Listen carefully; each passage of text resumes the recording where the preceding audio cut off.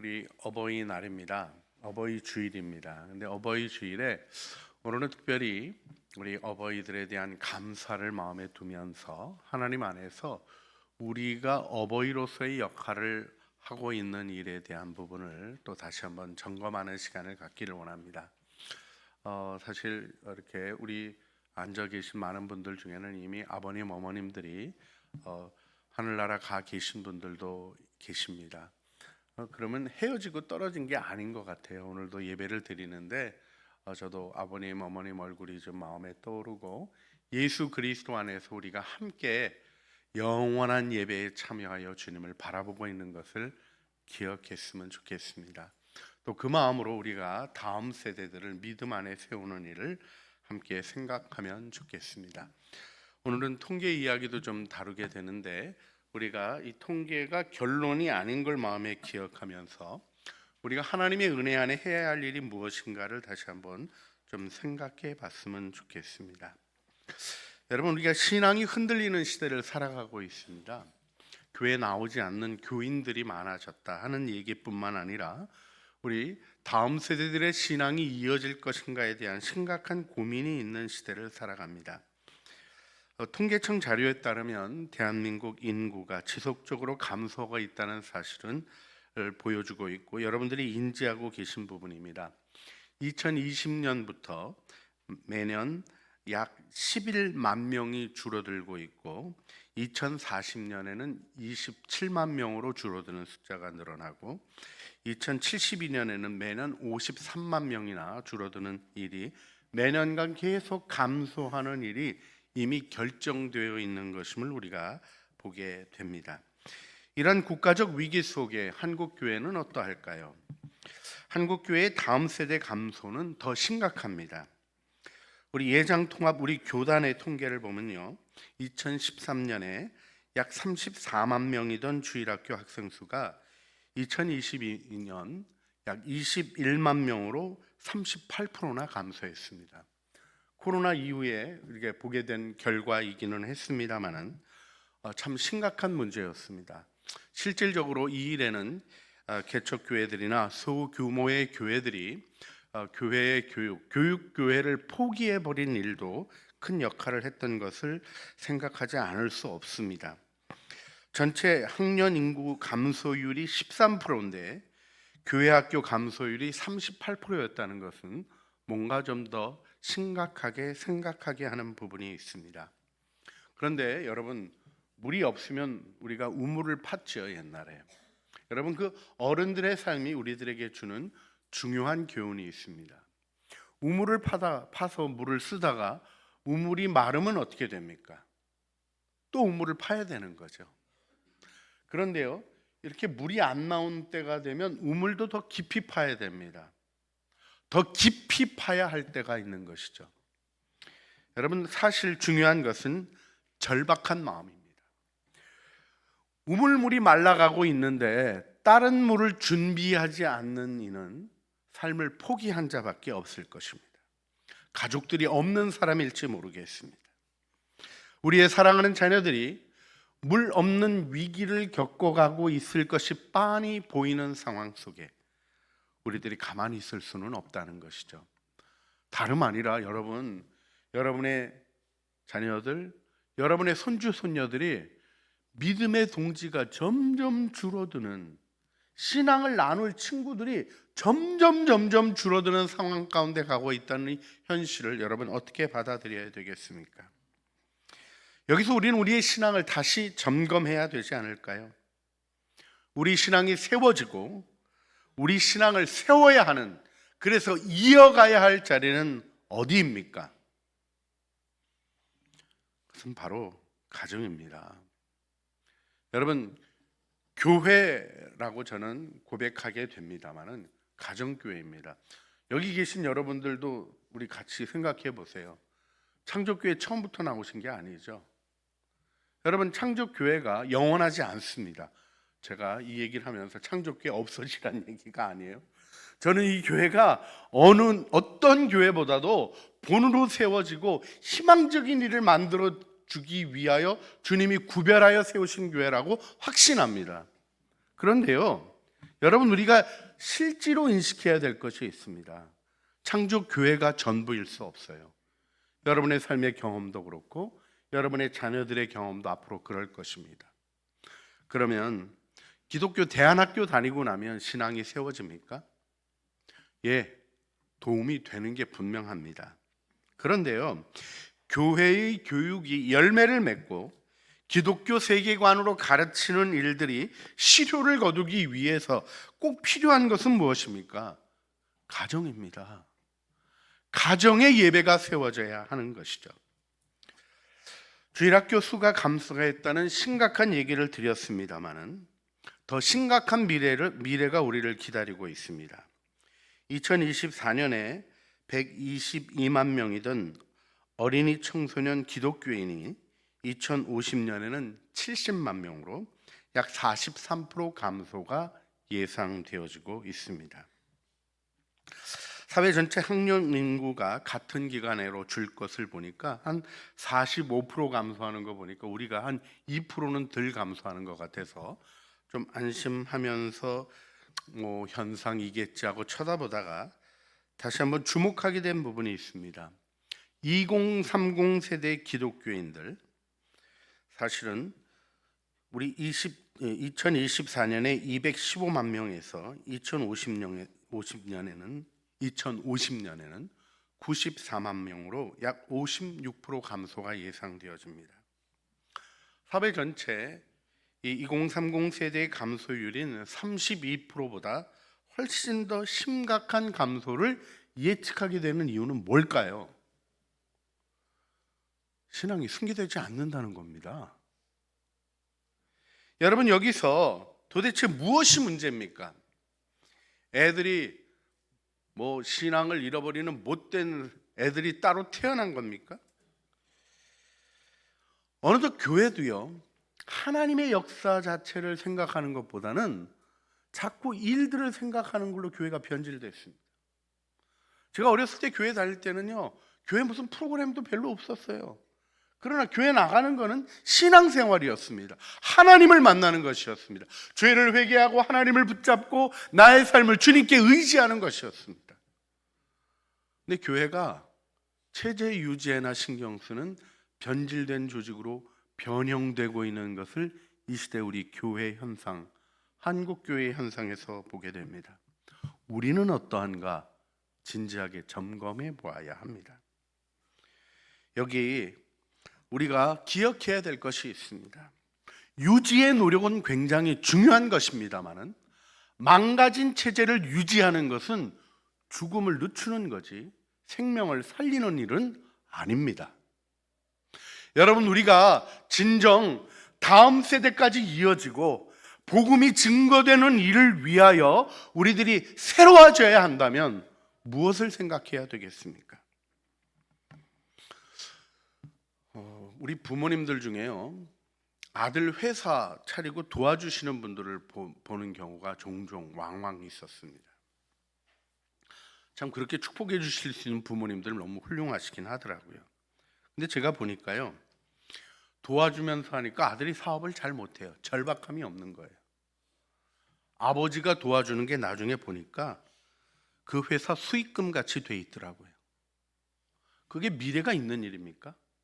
부모님도 망가지고 애도 망가지고 나중에 관계도 망가지고 너무나 슬픈 일이 일어나는 것들을 목격했던 적이 있습니다. 여러분에게 질문하고 싶습니다. 여러분은 신앙의 승기에 대한 절박한 마음을 가지고 계십니까? 예수님은 마태복음 5장 3절에 이렇게 말씀하셨습니다. 심령이 가난한 자는 복이 있나니 천국이 그들의 것이며. 주님이 팔복 말씀을 얘기하실 때 강조했던 구절 중에 우리가 다시 또 보게 되는 것이 있습니다. 5장 4절 말씀, 애통하는 자는 복이 있나니 그들이 위로를 받을 것이며, 5장 6절 말씀, 의에 줄이고 목마른 자는 복이 있나니 그들이 배부를 것이며. 팔복에는 하나님 복에 대한 절박함이 있는 것입니다. 하나님의 은혜에 대한 절박함이 있는 것입니다. 이 절박함을 우리가 일깨우지 아니하고는 우리의 삶에 지금 찾아와 있는 문제를 돌파해 나갈 수 없습니다. 오늘 이 예배를 드리며 우리가 다시 한번 우리의 가정에서부터 복음을 세우고 신앙을 세우고 하나님의 은혜 가운데 나아갈 일을 마음에 두어야 하지 않을까요? 여기 우리 창조교회 기초교육 중에 나왔던 이야기 하나를 전해드립니다. 제 마음을 아프게 한 것이 하나 있었습니다. 아이들이 학교에서 성경의 얘기와는 다른 얘기를 듣고 고민하는데 어디서 꺼내놓을 데가 없다는 거예요. 여러분, 교회에서 제가 그래서 좀 더 이 일을 진지한 고민을 가지고 더 진행하는 일을 노력하려고 하고 있습니다. 그런데요, 교회에서 하는 것 갖고 하는 게 안 된다는 게 이게 우리 기독교 교육의 역사를 공부했던 사람들의 결론입니다. 이게 의미가 없다는 게 아니에요. 이 노력이 없어야 된다는 게 아니에요. 아무리 노력해도 가정에서의 신앙이 세워지지 않으면 이게 현실이 되지 않는다는 거예요. 선데이 크리스찬이라고 얘기하는 주일날 교회에 나와서 종교 행사하고 예배 드릴 때 우아한 모습 가지고 그걸로 신앙이 승계되지 않는다는 거예요. 미국의 대표적인 신앙 연구를 우리가 한 10년 걸친 조사를 제가 다시 한번 봤습니다. 이 NSYR 그 청소년 신앙 형성에 대한 미국의 대표적인 조사 연구를 좀 살펴봤는데요. 10년간 동일 집단 그룹을 추적해서 어떤 것이 신앙의 형태의 변형과 승계에 영향이 있었는가 하는 것을 확인했던 그런 연구인데요. 이 연구가 10년 조사를 하고 이제 동일 집단, 그러니까 2003년에서 2013년 이렇게 했던 연구인데 굉장히 의미 있고 주목해야 될 결과를 보여줬습니다. 부모의 신앙이 보수적이냐 진보적이냐 이것 따라서 신앙의 승계가 결정되는 요소가 절대적이지 않다는 거예요. 물론 보수적인 신앙의 부모들이 더 많이 노력을 합니다. 그런데요, 결정적인 게 무엇이었는가 하고 보면 그것은 바로 가정 안에서 이루어지는 신앙의 대화였습니다. 가정 예배를 드려도요, 형식적인 예배를 드리는 것과 그 시간에 말씀을 나누고 고민을 꺼내고 잘 모르는 얘기를 하고 부모님들도 겸손하게 주의 뜻을 찾자고 기도하고 이렇게 했던 가정과 신앙의 얘기가 나누어지지 않았던 가정은 다른 결과를 가져온 것이죠.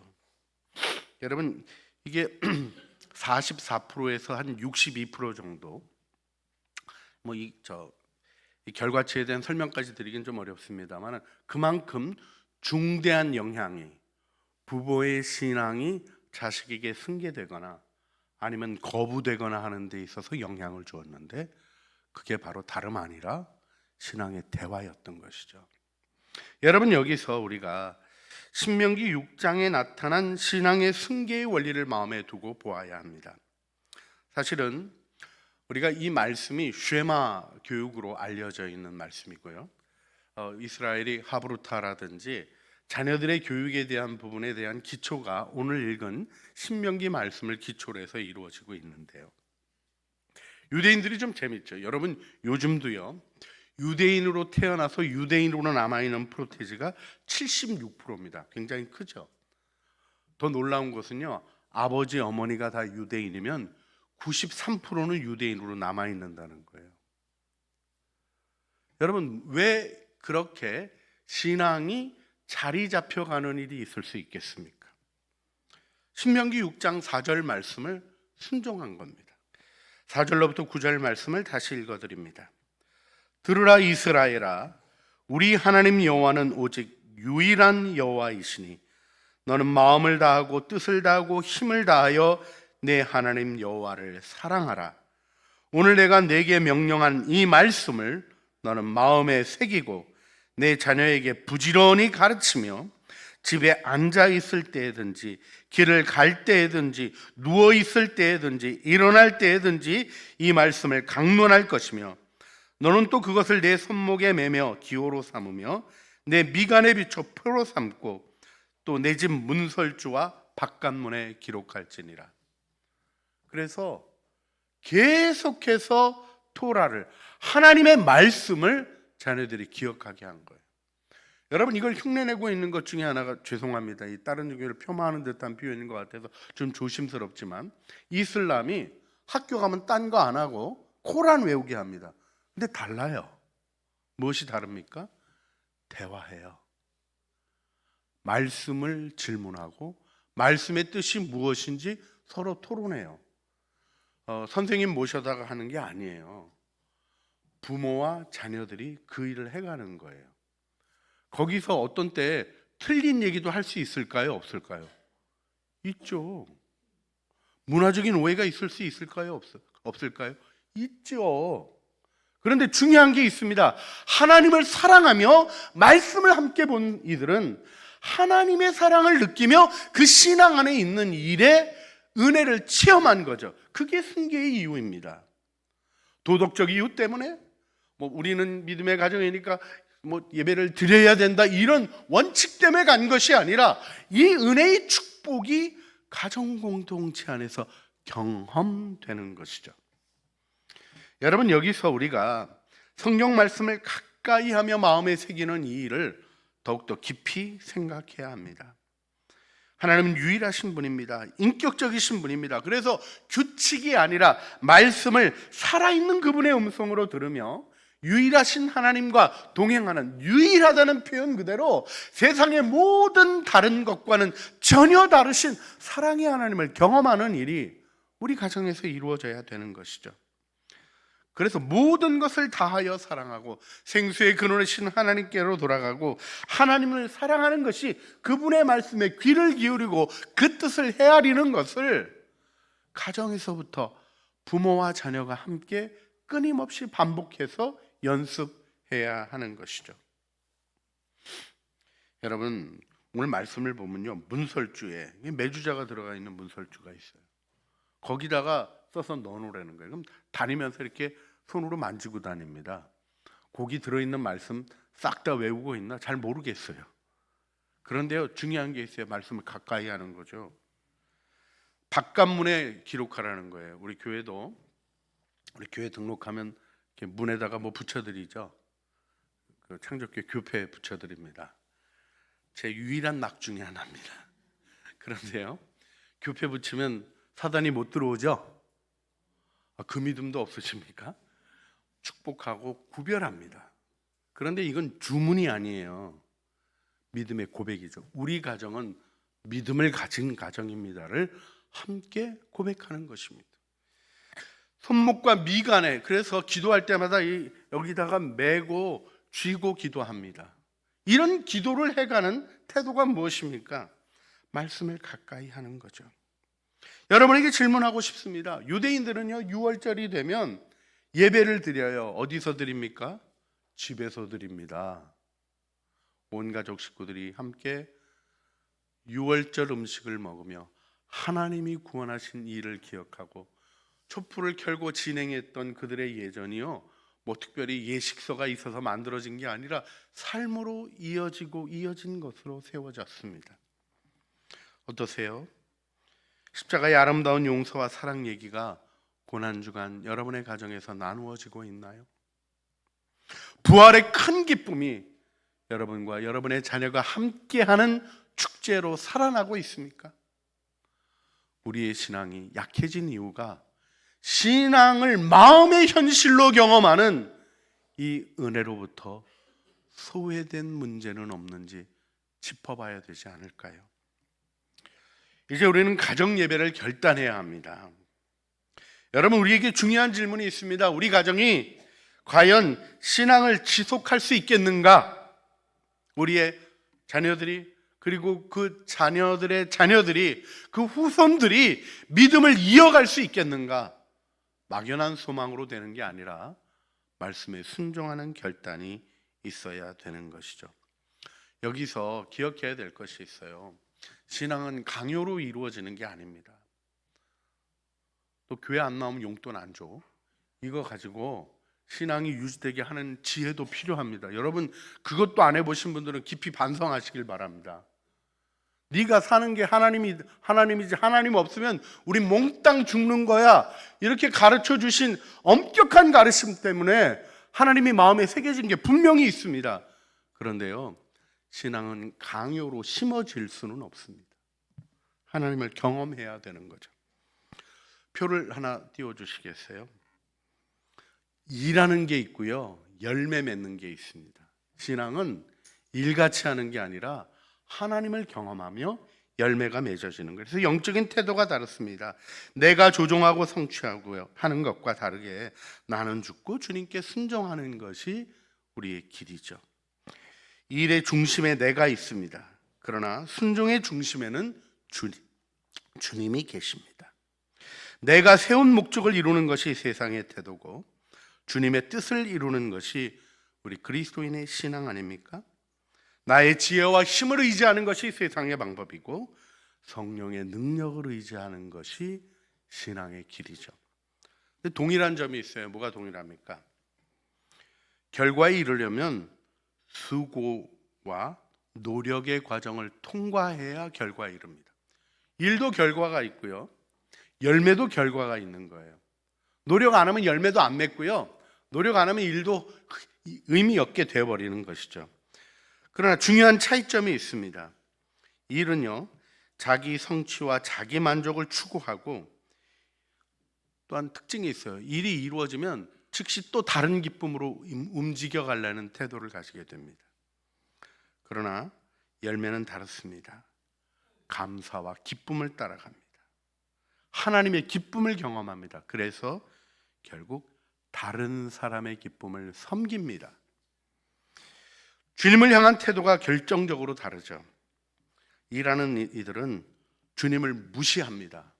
또 때로는 주님을 생각하기는 하는데 대우 정도를 해요. 대우. 여러분, 많은 그리스도인들이 예수님을 주님으로 고백하지 않고 대우합니다. 대우하는 것과요, 그분의 통치 아래에 있는 건 정말 다른 것입니다.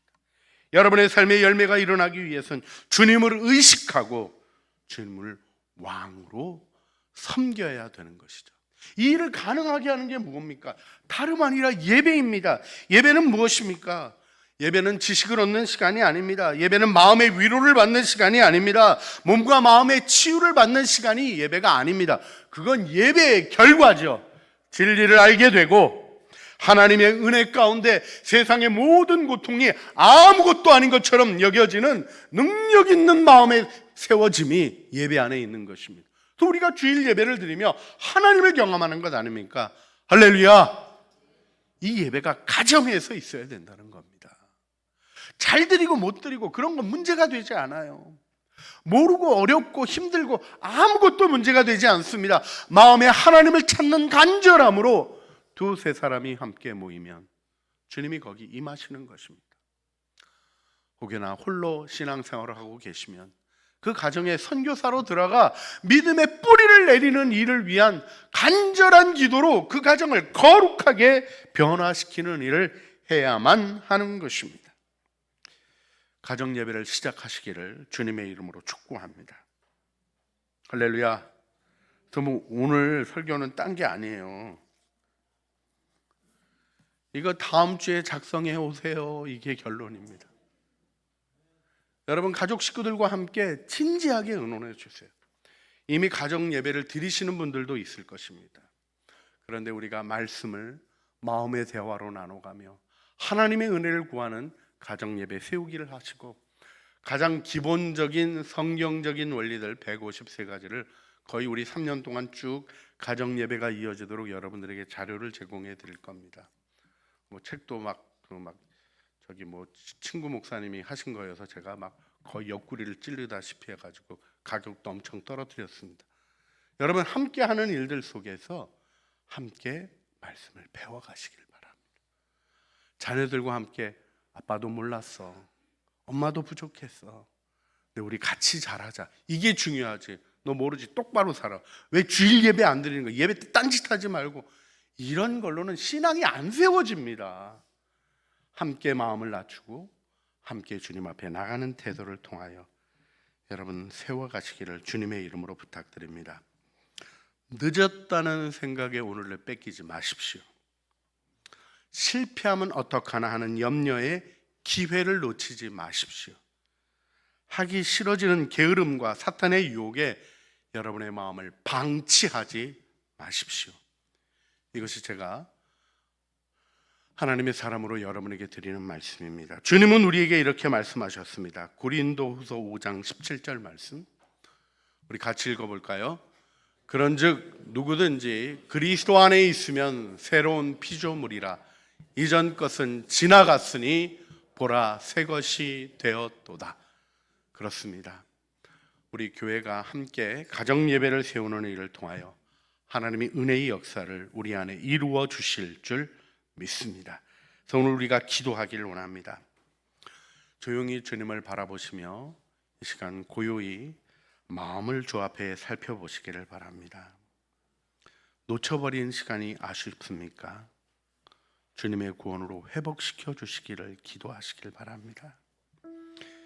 게으름으로 방치했던 지난날 십자가에 상하신 주님의 손에 올려놓으시기를 바랍니다. 나의 소원을 받아주시고 우리 가정에 하나님의 임재를 경험하는 예배를 사랑의 선물로 세워주시는 주님의 은혜 믿음으로 받고 우리의 할 한 가지 일, 주님 제가 그 일을 우선하여 구별하겠습니다 하는 믿음의 고백으로 우리 주님 앞에 나가기를 원합니다.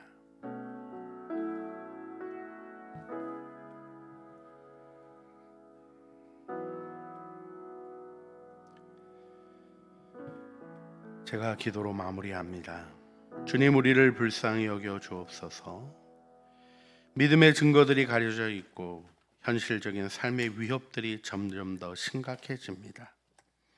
우리 자신의 신앙 지키기도 힘겹게 여겨지는 상황이지만 이 시간 우리 믿음이 오직 주님으로 말미암아 주어진 은혜의 선물임을 기억합니다.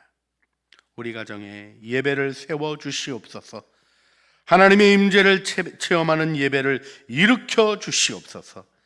진실한 마음을 나누는 대화가 가정 예배에서 아름답게 이루어지게 하여 주시며 주님께서 세우시는 은혜의 길을 발견하게 하시고 함께 걸어가는 믿음의 공동체로 우리 가정들을 세워 주시옵소서.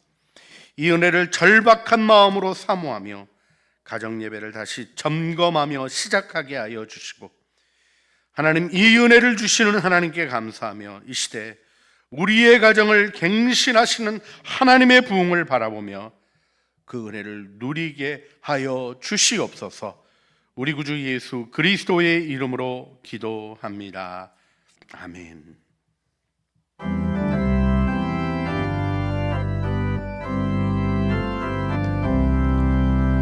사철의 봄바람 불어있고 하나님 아버지 모셨으니 믿음의 반석도 든든하다. 우리 집 즐거운 봉산이라. 고마워라 임마누엘,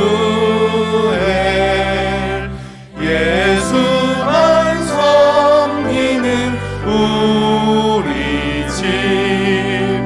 고마워라